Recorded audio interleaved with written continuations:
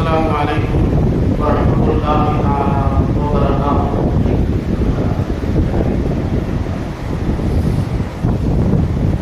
الحمد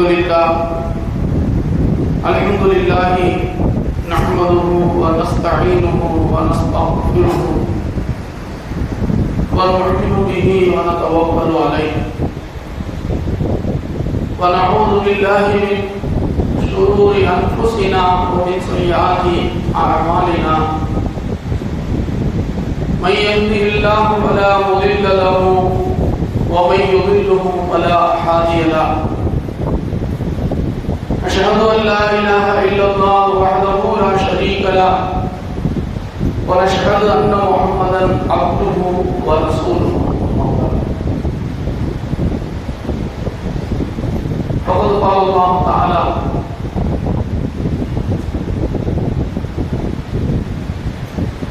وما أرسلناك إلا رحمة للعالمين. صدق الله العظيم. وقال نبينا صلى الله عليه وسلم: يد العليا خير من يد السفلى. صدق رسول الله صلى الله عليه وسلم. அளவற்ற அருளாளனும் நிகரற்ற நிறைந்த அன்புடையோருமாகிய எல்லாம் வல்ல அல்லாஹ்வின் பேரருள் கொண்டு என் உரையை துவங்குகிறேன்.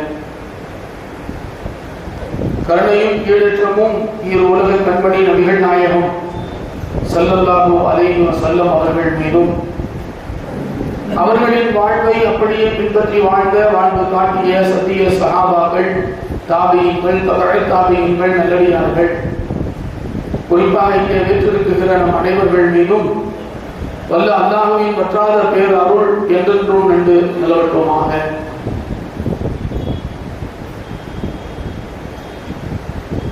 அல்லாஹ் சுப்ஹானஹு வ தஆலா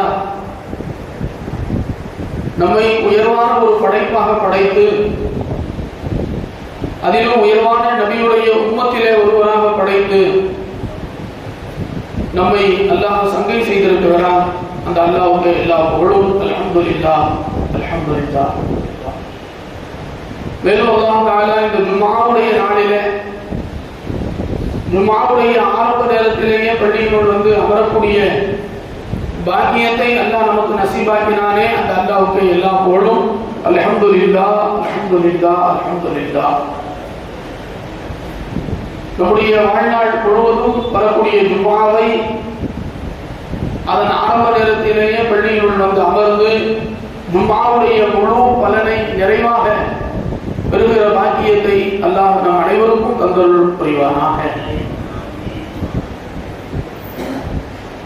பெருமானார் ஸல்லல்லாஹு அலைஹி வஸல்லம் அவர்கள் இந்த உலகத்திற்கு வந்த ஒரு புனிதமான மாதத்திலே நாம் இருக்கிறோம். பெருமானாருடைய வருகை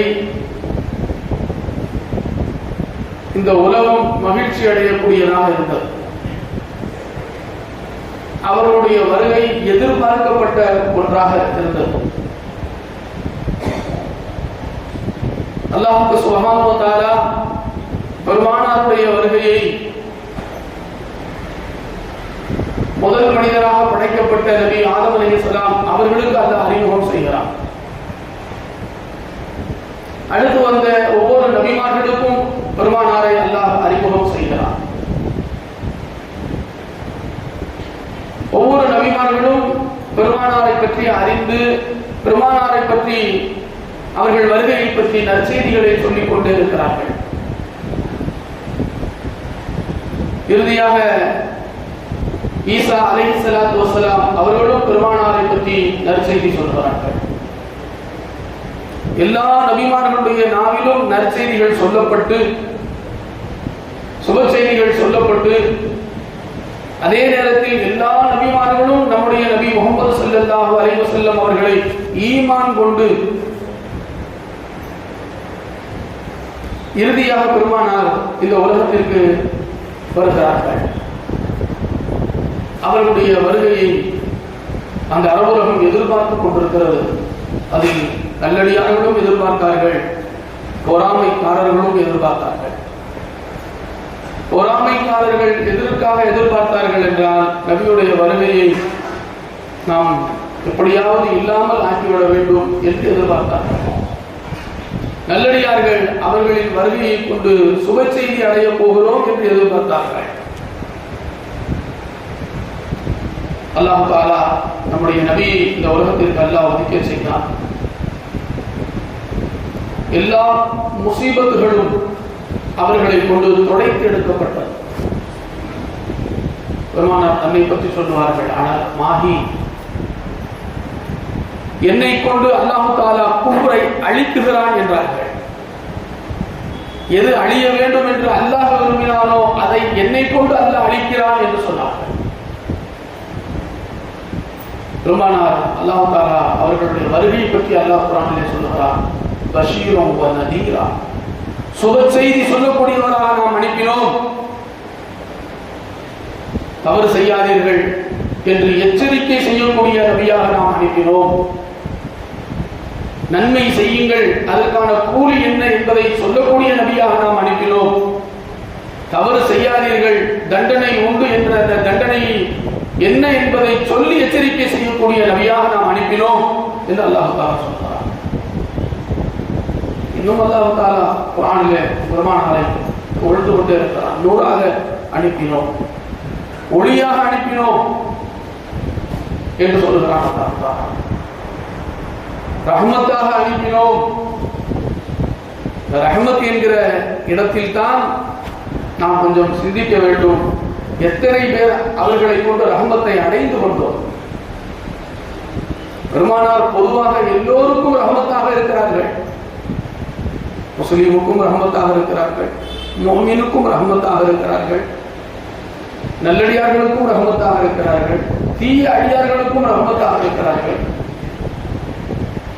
மோசமானவர்களுக்கும் ரஹ்மத்தாக இருக்கிறார்கள், உயிரினங்களுக்கு ரஹ்மத்தாக இருக்கிறார்கள்.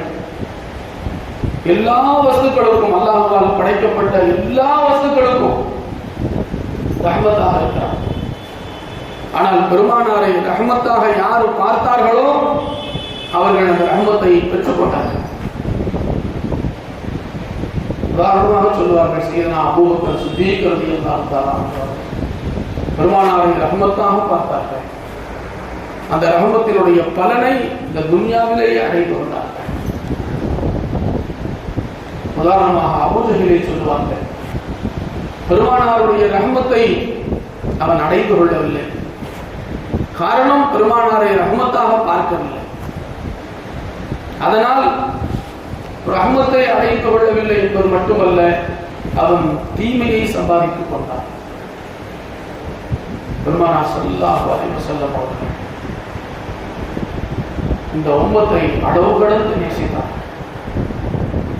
அல்லாஹ் தஆலா தன்னை பற்றி சொல்லுகிற போது, இந்த வதுஷ ரப்பிக லஷதீத், என்னுடைய பிடி மிக கடுமையாக இருக்கும் என்று அல்லாஹ் எச்சரிக்கிறார். நீங்க தவறு செய்வீங்க, என்னை பயப்பட மாட்டேங்கிறீங்க, ஆனா நான் எப்போதும் போல ஒரே மாதிரி நான் இருக்க மாட்டேன். என் பிடி வந்துருச்சுன்னா அதை அவங்களால தாங்க முடியாது, பயந்துக்கோங்க என்னை. இந்த பதுஷ ரப்பிக லஷதீத், கடுமையா இருக்கும் என்னுடைய பிடி என்று அல்லாஹ் சொல்றார். ஆனால் எந்த இடத்திலையும் பெருமானார் ஸல்லல்லாஹு அலைஹி வஸல்லம் அவர்கள் தன்னுடைய நாவினால் நான் கடுமையான நபி என்று சொல்லவே, நான் கடுமையான நபி என்று பெருமானார் சொல்லவே. எந்த அளவுக்கு பெருமானார் இரக்கமுள்ள நபியாக இருந்தார்கள் என்றால், மூசா அலைஹிஸ்ஸலாம் அவர்களை ஃபிரௌன் தன்னுடைய உயிர் போகக்கூடிய நேரத்தில், மூசா என்னை காப்பாற்று, மூசா என்னை காப்பாற்று, மூசா என்னை காப்பாற்று என்று அலறினான். கருணையே உருவான காத்தமுன் நபி சொன்னார்கள், நான் அந்த இடத்தில் இருந்தால் நான் உதவி இருப்பேன் என்று சொன்னார்கள். அந்த இடத்துல நான் இருந்தால் அவருக்கு நான் உதவி இருப்பேன் என்று சொன்னார்கள். அதான் கருணையான நபி. அல்லாஹ் நமக்கு அந்த நபியை தந்திருக்கிறான். எந்த அளவுக்கு நாம் அதை அனுபவித்தோம் என்பதுதான் கேள்வி. நம்முடைய நோய்வாய்ப்பட்ட போது பெருமானாரை கொண்டு நாம் எதை அனுபவித்தோம்? உங்களுடைய நோயை நீக்குவதற்கு அல்லாஹ் என்னை உங்களுக்கு அனுப்பியிருக்கிறார். நோயை நீக்கக்கூடியவன் அல்லாஹ், மருந்தாக அல்லாஹ் என்னை அனுப்பி இருக்கிறான். நமக்கு எல்லாருக்கும் அல்லாஹ் ஆரோக்கியமான வாழ்வை நசீபாக்குவான். ஆனா அல்லாஹ்வுடைய நாட்டப்படி வியாதி என்பது எல்லாருக்கும் வரத்தான் செய்யும். ஏன்னா அதுவும் ரஹ்மத்துட்டாங்க பெருமானார் ஸல்லல்லாஹு அலைஹி வஸல்லம். நோய் எல்லா இடத்துல கேட்கக்கூடாது. ஆனா ஒருத்தருக்கு நோய் வந்துச்சுன்னா அது ரஹ்மத்துட்டாங்க ஸல்லல்லாஹு அலைஹி வஸல்லம். அதனால அவருடைய ஒட்டுமொத்த பாவத்தை அல்லாஹ் அவங்களால மன்னிச்சிடறான். அல்லாஹ் அவங்களுக்கு உயர்ந்த அந்தஸ்து அல்லாஹ் கொடுத்துறான். நோயாளிகள் சாதாரணவர்கள் இல்லை. நோய் அல்லா இடத்துல பிரார்த்தனை செய்யக்கூடாது. ஆரோக்கியத்தை தான் அல்லா இடத்துல பிரார்த்தனை செய்யணும். யாரையும் திட்டும் போது கூட நோய்வாய்ப்பட்டு விடு என்று நாம் திட்டிவிடக் கூடாது. துவா கபூல் ஆகக்கூடிய நேரமாக இருந்தால் கபூல் ஆகிவிடும். யாரையும் கோபத்தில் கூட நம்ம என்ன செஞ்சிடக்கூடாது.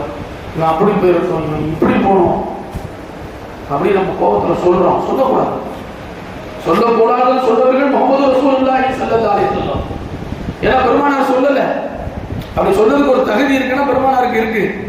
அவ்வளவு தொல்லைகள் கொடுத்திருக்கிறாங்க பெருமானாருக்கு. எந்த இடத்துலையும் பெருமானார் நீ நாசமா போன்னு சொல்லல. அவர்கள் சொன்ன இடம் இருக்கிறது. அது எந்த இடம் என்றால் அவன் அல்லாஹ்வே தூற்றக்கூடிய நேரம் வந்து விட்டான். ரப்பையே அவன் தூற்றக்கூடியவனாக, ரப்புடைய உத்தரவுக்கு மாறு செய்யக்கூடியவனாக, அநியாயம் செய்யக்கூடியவனாக, இவனால் எல்லோருக்கும் அழிவுதான் என்று வந்த பிறகு பெருமானார் ரத்துவா செய்வார்கள். ஏன்னா அவன் அழிந்து போறதுனால உலக நிம்மதி அடையும், அதற்காக செய்திருக்கிறார்கள் சில இடங்கள்ல. ஆனா பெருமானார் தன்னுடைய நாவினால தனக்கு கஷ்டம் கொடுத்தவர்களை பார்த்து நீ அப்படி போயிரு, நீ இப்படி போயிரு சொல்றதே இல்லை. இன்னைக்கு நபியை நம்ம நேசிக்கிறோம். எந்த அளவுக்கு நேசிக்கிறோம்? நமக்கு யாராவது ஏதாவது மனசு வருத்தப்படுற மாதிரி பேசிட்டா நீ அப்படி போயிட்டு நீ இப்படி போயிட்டு சொல்றோம். நபியை நேசிக்கலன்னு அது கூட அடையாளம். நபியை நேசித்திருந்தா நீ திட்டிருக்க மாட்டேன். நபியை நம்ம அந்த அளவுக்கு நேசிக்கல. நம்முடைய நேசம் என்னங்கிறது நமக்கு தெரியும். நம்முடைய நேசம் நபியின் மீது எந்த அளவுக்கு இருக்கிறது என்பது நமக்கு தெரியும். சோதனைகள் வரும்போது தெரிஞ்சிடும். யாரையும் திட்டக்கூடாது. நம்ம பெருமானார் ஸல்லல்லாஹு அலைஹி வஸல்லம் ஒரு சஹாபி ஒரு மது அருந்தக்கூடியவர்களாக இருந்தாங்க. பெருமானார்ட்ட கொண்டு வந்து விடுவாங்க. இவர் வந்து தப்பு செஞ்சுட்டாரு யார் சொல்லலாம். இப்போ மது அருந்தினால் அதுக்கு தண்டனை இருக்கு. அந்த தண்டனையை பெருமானார் கொடுக்க சொல்லுவாங்க. அந்த தண்டனை வாங்கிட்டு சிரிச்சுட்டே போயிடுவார்.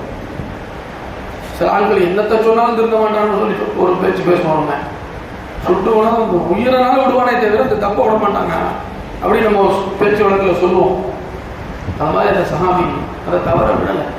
மீண்டும் கொண்டு வரப்படுறார்கள். அப்புறம் சஹாபாக்கள் சொல்றாங்க, நபி முன்னால திரும்ப திரும்ப கொண்டு வந்து விட்டு இந்த தவறை விட்டு நீங்களும் நினைக்க மாட்டேங்கிறான் அந்த ஆளு அப்படின்னு சொல்லி சாபப்படுறாங்க. பெருமானார் ஸல்லல்லாஹு அலைஹி வஸல்லம் தடுத்தான். சாபப்படாது. அவர் அல்லாஹ்வையும் ரசூலையும் நேசிக்கிறார். நாங்கள் ஸல்லல்லாஹு அலைஹி வஸல்லம் கெட்ட பழக்கம் இருக்கு, அந்த பழக்கத்துக்கு அடிமையாயிட்டாரு, அதை விடலைங்கிறது உண்மைதான். அதுக்காக சாப விடாது. அவர் அல்லாஹ்வையும் ரசூலையும் நேசிக்கிறாருங்கிறாங்க முஹம்மது ரசூலுல்லாஹி ஸல்லல்லாஹு அலைஹி வஸல்லம்.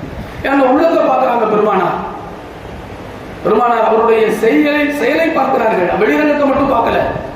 நமக்கு வெளிரங்கம் மட்டும்தான் தெரியும், அதனாலதான் திட்டி தொலைகிறோம் எல்லாரையும். உள்ரங்கம் தெரியல. சிலரும் உள்ரங்கம் தெரிஞ்சு போச்சுனாலும் திட்ட ஆரம்பிச்சிருவோம் நம்ம. ஏன்னா உண்மை வெளியாயிரும். இவன் மோசமான ஆளுண்டு வெளியில நடிக்கிறான், உள்ளத்துல கச்சடா வச்சிருக்கிறான்னு தெரிஞ்சு போச்சுன்னு வைங்க, நம்ம திட்ட ஆரம்பிச்சிடும்.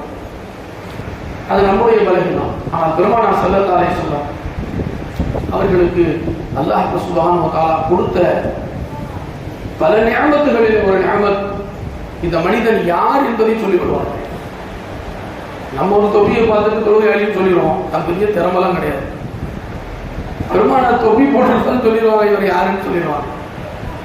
அப்ப சொல்றாங்க, அந்த மது அருந்தியவரை பார்த்து சொல்கிறார்கள், இவர் அல்லாஹ்வையும் ரசூலையும் நேசிக்கிறார் அப்படிங்கிறாங்க. ஒரு கெட்ட செயல் இருக்கு, அதையும் தாண்டி அல்லாஹ் ரசூலை நேசிக்கிறார். இந்த கெட்ட செயலை அவர் மீண்டும் மீண்டும் செய்கிறார் என்பதற்காக அவரை சாபமிடாதீர்கள் அப்படிங்கிறாங்க பெருமானார் ஸல்லல்லாஹு அலைஹி வஸல்லம். அப்ப யாரையுமே எந்த கட்டத்திலையும் சாபமிடக்கூடாது என்று சொல்லி தந்த தலைவர் முஹம்மது ரசூலுல்லாஹி ஸல்லல்லாஹு அலைஹி வஸல்லம். அதனால்தான் அவர்களை நாம் புகழ்கிறோம். புகழ தகுதியுள்ளவர்கள் பெருமானார் ஸல்லல்லாஹு அலைஹி வஸல்லம். நாம் புகழ்கிறோமோ இல்லையோ அல்லாஹ் புகழ்ந்து கொண்டே இருக்கிறான். புகழ்வது என்பது நான் முஸ்லிமா மோமினா முனாஃபிக்கான் வெளியில காட்டுறதுக்கான அடையாளம். நான் தொழுவேன், தர்மம் செய்வேன், ஏழைகளுக்கு உதவுவேன், நல்ல காரியம் எல்லாமே செய்வேன். ஆனா நபியை புகழ மாட்டோம்னா அவன் முனாஃபிக். அவன் முனாஃபிக். எல்லா நல்ல செயலுமே இருக்கட்டும், பெருமானார புகழலன்னா அவர் யாரு? நீ எல்லா நல்ல செயல் செய்தாலும் ஓட்ட வாளியில தண்ணி மெத்தின கதை தான். ஓட்ட வாளியில தண்ணீர் இறைத்த கதைதான். ஏனென்றால் பெருமானாரை நேசிக்காதவர்களும் ஏழை எளியவர்களுக்கு உதவி கொண்டிருக்கிறார்கள். மறந்துடக்கூடாது. நம்ம மட்டும்தான் ஏழை எளியவர்களுக்கு உதவுறோம் இல்லை, நாம மட்டும்தான் நன்மை செய்கிறோம் என்பதல்ல. பெருமானாரை விரும்பாதவர்களும் நல்ல செயல்களை செய்து கொண்டுதான் இருக்கிறார்கள். ஆனால் அவர்களுக்கு அல்லாஹ்விடத்துல எந்த மதிப்பு மரியாதையும் கிடையாது. ஏன்? நான் மதிக்கிற நபியை நீ மதிக்கலையப்பா. உன் செயல்பாடு அது உன்னோடு, அது நீ எதுக்கு செஞ்சியோ அது அந்த பலனை நீ அடைஞ்சிக்கலாம். ஒரு பாராட்ட வாங்கணும்னு செஞ்சியா உடைய எல்லாரும் உடைய சூப்பர் ஆளுன்னு பாராட்டி பிடிச்சிருவான், அதை அல்லாஹ் கொடுத்துருவான். ஆனா தன்னுடைய நேசனாக அல்லாஹ் தேர்வு செய்ய மாட்டான். காரணம் என்ன? அவர் நபியை புகழவில்லை. ஒரு முஸ்லிமுக்கும் ஒரு முனாஃபிக்குக்கும் உள்ள ஒரு வித்தியாசத்தை நம்ம கண்டுபிடிக்கணும்னா அவர் எங்கேயும் போக வேண்டாம். நீங்க நபியை புகழ ஆரம்பிங்க, சபையை விட்டு எஞ்சி போயிடுவாங்க. நீ அதுல புரிஞ்சுக்கலாம், வேற எந்த வித்தையும் காட்ட வேணாம். உள்ள ஏத்துக்கிறார், உள்ளம் ஏற்றுக்கொள்ள. அவர்கள் சொன்ன நல்ல கருத்தை எல்லாம் நான் ஏற்றுக்கொள்கிறேன், புகழ மாட்டேன் அப்படின்னு சொன்னா அவன் முனாஃபிக். பெருமானார் சொன்ன அனைத்து நல்ல கருத்துக்களையும் நான் ஏற்றுக்கொள்வேன், அவர்களை புகழ்வதை நான் ஏற்றுக்கொள்ள மாட்டேன் அப்படின்னு சொன்னா அவன் முனாஃபிக்கு தான். எந்த நல்ல காரியத்தை செஞ்சாலும் சரி, அதே நபியுடைய பேர்ல செஞ்சாலும் சரிதான். ஏன்னா அல்லாஹ் குர்ஆனில் இரண்டு விஷயத்தை சொல்லுகிறார். பெருமானாரை பின்பற்றுவது. பெருமானாரை பின்பற்றுவது என்றால் பெருமானார் சொன்ன நன்மையான காரியத்தை பின்பற்றுவது, பெருமானார் தடுத்த தீயதை விட்டு விலகுவது. இது ஒரு வகையான பின்பற்றுதல். இதை நம்ம எல்லாரும் செய்வோம், யாரும் மறுப்பு தெரிவிக்க மாட்டாங்க.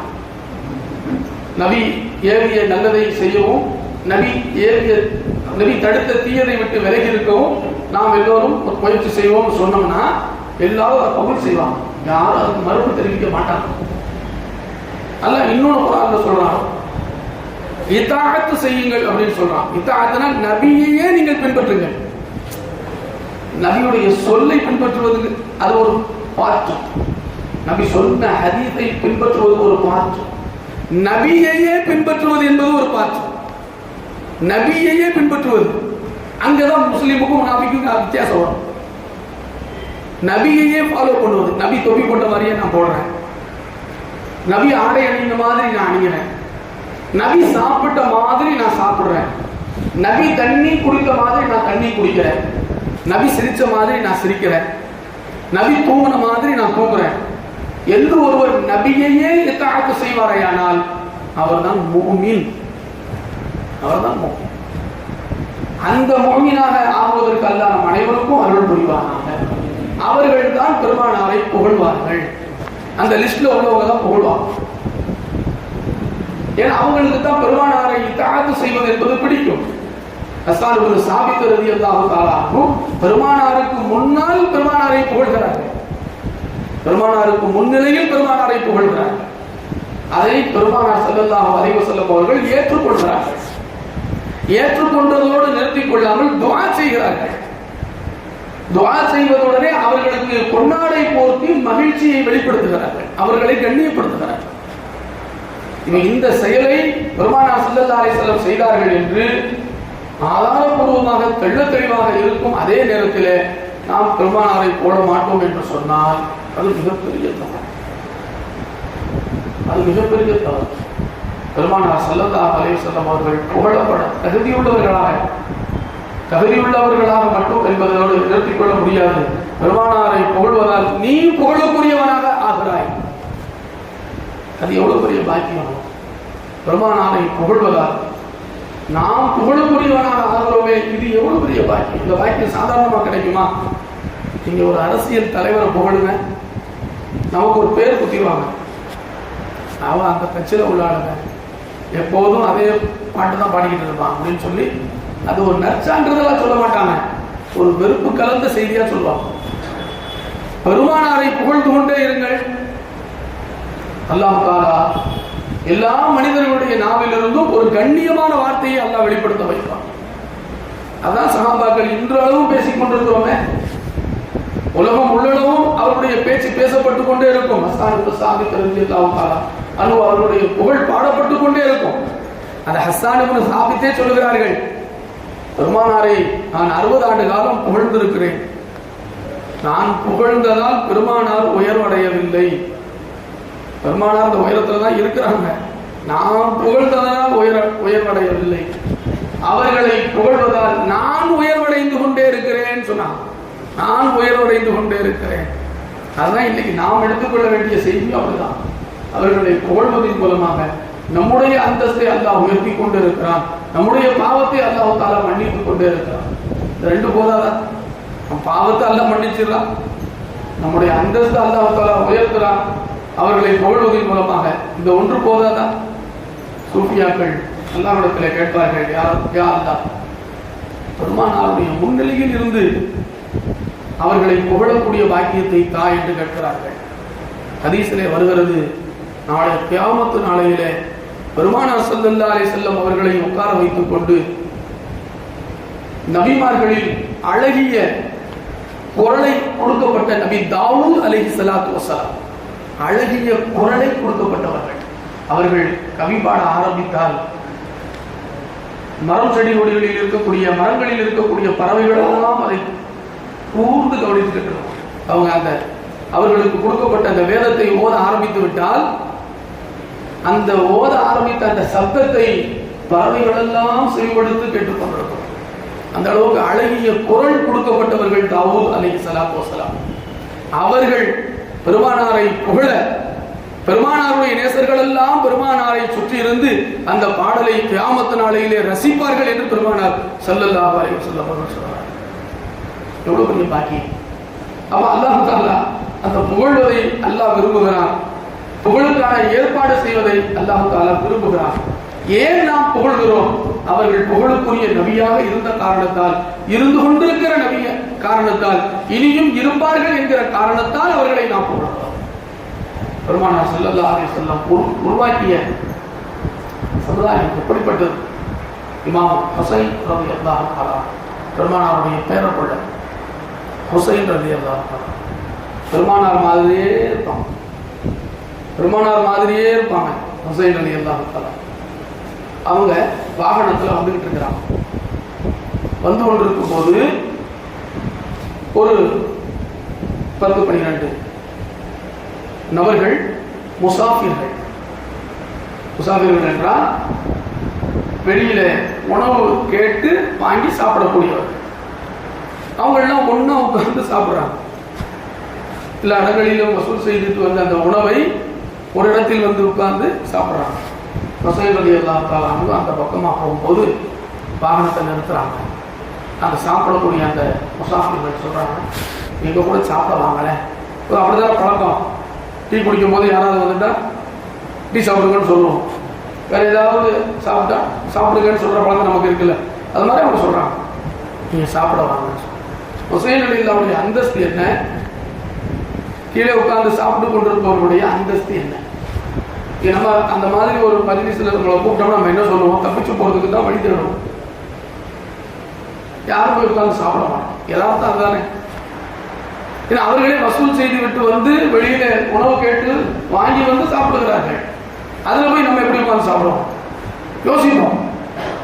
சையதுனா ஹுசைன் ரலியல்லாஹு தஆலா அன்ஹு நாளை கியாமத் நாளையில் இளைஞர்களுக்கெல்லாம் தலைவராக இருக்கக்கூடிய பெருமானார் அவர்களை சொர்க்கவாதி என்று மட்டும் சொல்லல, இளைஞர்களுக்கு தலைவராக சொர்க்கத்திலே இருப்பார்கள் சொன்னார்.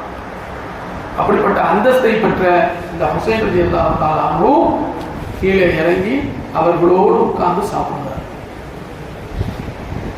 சாப்பிட்டுக்கிட்டு சொன்னாங்க, நீங்க கூப்பிட்டீங்க, நான் சாப்பிட வந்தேன், சாப்பிட்டுட்டேன் உங்களோட. இப்போ நான் உங்களுக்கு ஒரு அழைப்பு கொடுக்குறேன், நீங்க அதை ஏற்றுக்கணும். என்ன? நாளைக்கு என் வீட்டுக்கு நீங்க எல்லாரும் சாப்பிட வரணும். நாளைக்கு என்னுடைய வீட்டுக்கு நீங்கள் எல்லோரும் சாப்பிட வர வேண்டும், எல்லாரும் சாப்பிட வரணும்னு சொன்னோடனே அவங்களுக்கு ஆனந்தம், சந்தோஷம், மகிழ்ச்சி. யாரு கூப்பிடுறா சாப்பிடுறதுக்கு? சாதாரண மனிதரா? முகமது ரசூலுல்லாஹ்வுடைய பேரப்பிள்ளை ஹுசைன் ரலியல்லாஹு அன்ஹு கூப்பிடுகிறாங்க. அவருடைய அந்தஸ்து என்ன, மரியாதை என்ன? அவர்கள் நம்மை பார்த்து, ஒரு சாதாரண மனிதனை பார்த்து தம் வீட்டுக்கு வாங்கன்னு கூப்பிடுறாங்களே. அப்படி போய் எல்லாரும் போய் சாப்பிட்டு வந்தாங்க. இது ஒரு தகவல் என்பதற்காக கேட்கக்கூடாது. நாம் நபியை நேசித்துக் கொண்டிருக்கிறோமே, நம்முடைய நிலை என்ன? அந்த மாதிரி நபரை நம்ம வீட்டில் கூப்பிட்டு உட்கார வச்சு சாப்பிடுவோமா?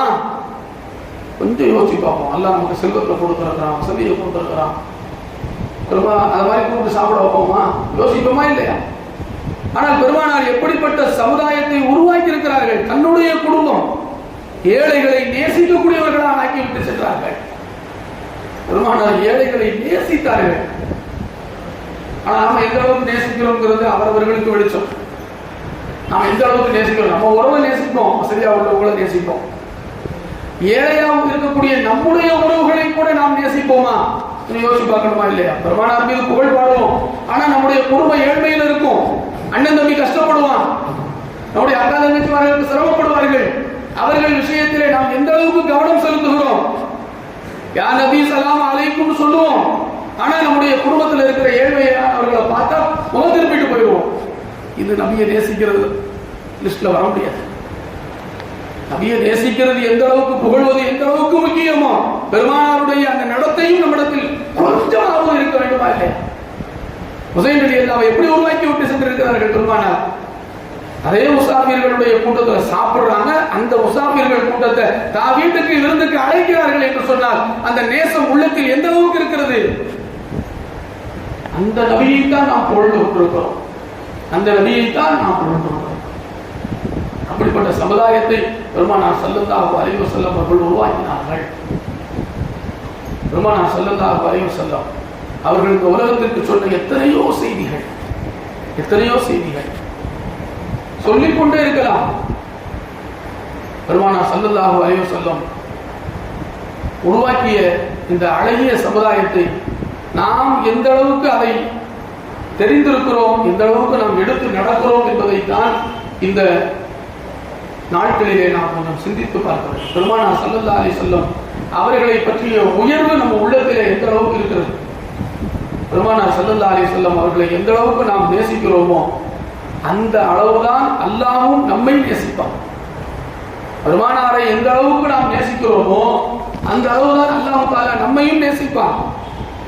பெருமானார் ஸல்லல்லாஹு அலைஹி வஸல்லம் அவர்கள் ஹகீம் பின் ஹிசாம் என்று சொல்லக்கூடிய சஹாபி, ஹகீம் பின் ஹிசாம் என்று சொல்லக்கூடிய சஹாபி, அவங்க பெருமானார் ஸல்லல்லாஹு அலைஹி வஸல்லத்துக்கு ஒரு வகையிலே உறவு முறை சார்ந்த சஹாபியாக இருக்கிறார்கள்.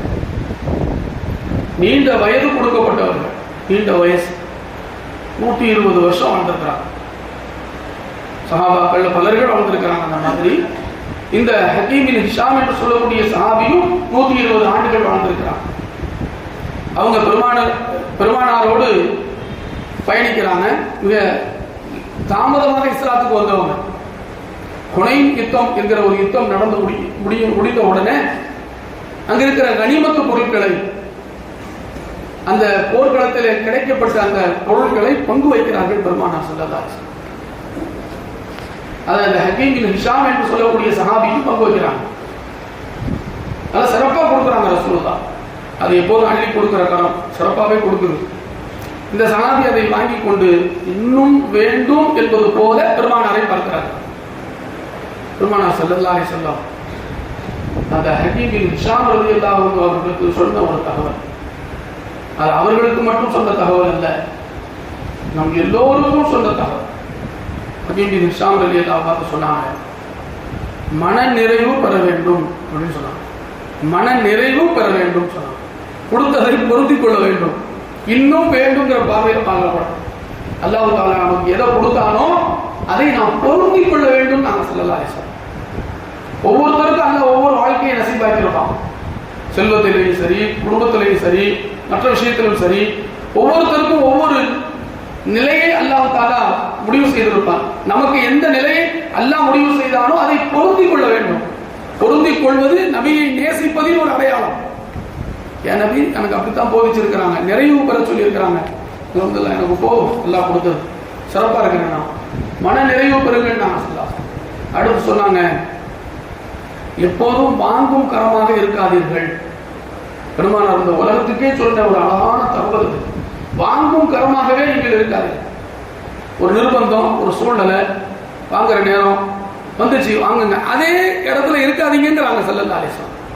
வாங்கும் இடத்திலேயே நீங்கள் இருக்காதீர்கள், கொடுக்கக்கூடிய கரமாக உங்கள் கரத்தை ஆக்கிக் கொள்ளுங்கள். கொடுக்கக்கூடிய கரமாக உங்கள் கரத்தை நீங்கள் ஆக்கிக் கொள்ளுங்கள். இதை சொன்ன உடனே ஹக்கீம் பின் ஹிஷாம் ரலியல்லாஹு தஆலா அன்ஹு சொன்னார்கள், வல்லாஹி அல்லாஹ்வின் மீது ஆணையாக யா ரசூலல்லாஹ், இனி யாரிடத்திலும் நான் எதுவும் கேட்க மாட்டேன், யாரிடத்திலும் எதுவும் கேட்க மாட்டேன்னு சொன்னாங்க. பெருமானாருடைய அந்த சொல்லை மதித்ததின் காரணத்தால், அதை ஏற்றுக்கொண்டதின் காரணத்தால், எத்தனையோ ஹதீஸ்களை நம்ம கேட்கிறோம், ஆனா நம்ம உறுதி எடுக்கிறது இல்லை.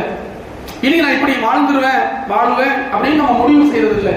சரி, இன்னைக்கு சும்மா பயானம் முடிச்சு அடுத்த பயானம் பார்ப்போம் அப்படின்ட்டு போயிடுறோம். இன்னைக்கு அஜித் நல்லா பேசினாங்க, அடுத்த பாயிண்ட் நாளைக்கு அடுத்த வாரம் வேற தலைப்பில் பேசுவாங்க, கேட்டுக்கிறோம். இப்படி போய்கிட்டு இருக்கு நம்முடைய பேச்சலாம். பேச்சாளருடைய பேச்சு அப்படித்தான் போகுது. இன்னைக்கு இந்த தலைப்பில் பேசணும், அடுத்த தலைப்பில் அடுத்த வாரம் பேசுவோம். இதுதான், இப்படித்தான் நம்முடைய சிந்தனைகள் போயிட்டு. ஆனால் அந்த சஹாபியுடைய சிந்தனை அந்த மாதிரி இல்லை. சத்தியம் என்று சொல்லுகிறார்கள், வல்லாஹி அல்லாஹ்வின் மீது சத்தியமாக நான் இனி யாரிடத்திலும் கையேந்த மாட்டேன் யா ரசூலல்லாஹ் அப்படின்னு சொல்றாங்க. அல்லாஹ் தஆலா அவர்களுக்கு எப்படிப்பட்ட அந்தஸ்தை கொடுத்தான் என்று சொன்னால், சஹாபாக்களில் யாரெல்லாம் கடன் பெற்றிருந்தார்களோ அவர்களுடைய கடனை அடைக்கக்கூடிய தகுதியை அல்லாஹ் தஆலா அவர்கள் மூலமாக கொடுத்தான். அந்த பெருமானாருடைய சொல்ல மதிச்சதுனால். அது மட்டுமல்ல, அவர்கள் எந்த அளவுக்கு அந்த சொல்லிலே உறுதியாக இருந்தார்கள் என்றால், அவர்கள் ஒரு நாள் ஒட்டகத்திலே பயணிக்கிறார்கள், அவர்களுடைய கையில் இருந்த அந்த சாட்டை கீழே விழுகிறது.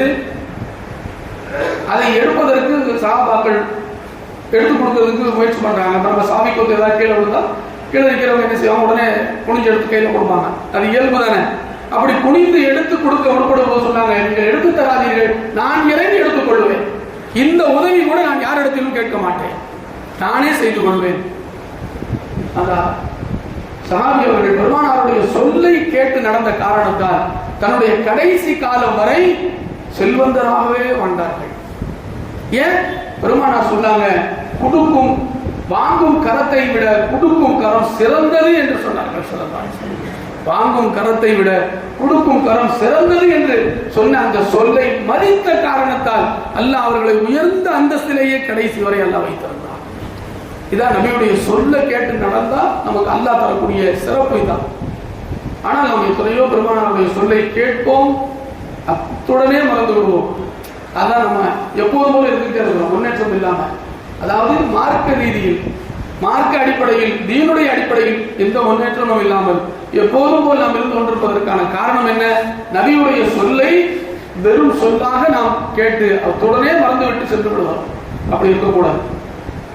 எனக்கும் உங்களுக்கும், முதலில் எனக்கு அடுத்து உங்களுக்கு நான் உபதேசம் செய்து கொள்கிறேன். பெருமானார் ஸல்லல்லாஹு அலைஹி வஸல்லம் சொல் எதை கேட்டாலும் இதன்படி நான் வாழ்வேன் என்கிற அந்த உறுதியை நாம் எடுத்துக்கொண்டால் அதுதான் பெருமானார் பிறந்த இந்த மாதத்தை நாம் கண்ணியப்படுத்துகிறோம் என்பது பொருளாகும்.